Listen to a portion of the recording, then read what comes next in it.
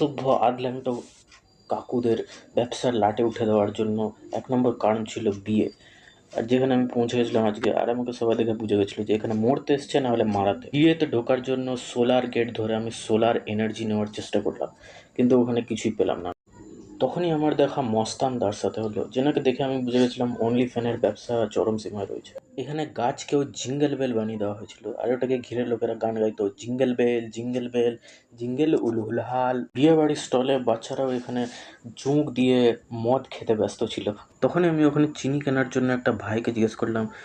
ওই ভাইটাকে বললাম যে ভাই চিনি কত, দিয়ে বললো বেরিয়ে যা শালা, মারবো এখানে, লাশ পড়বে ময়দানে। বিয়েতে অনেক গরম ছিল, তাই একটা ছেলে পাখা নিয়ে বরের মাথায় মারার জন্য যাচ্ছিল। তেমনি ওখানে একটা সেলফি নেওয়ার চলছিল, যেটার জন্য আমাকে সেলফি নেওয়ার নিনজা টেকনিক শেখাতেই হলো।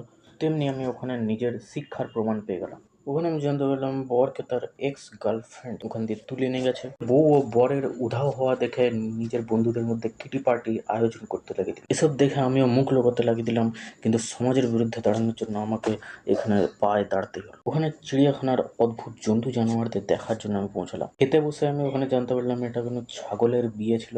এখানে পাতা ফাতা সব দেওয়া হচ্ছিল। এসব দেখে আমি সব ফেলে দেওয়ার চেষ্টা করলাম, কিন্তু একটা হাত এসে আমার সব রেখে দিয়ে বললো যে হাট। ওখানে শ্বশুরমশাইয়ের সাইকেল দেখে আমি ওটাতে কুকুরে গু লেপে দিয়ে পালিয়ে গেলাম।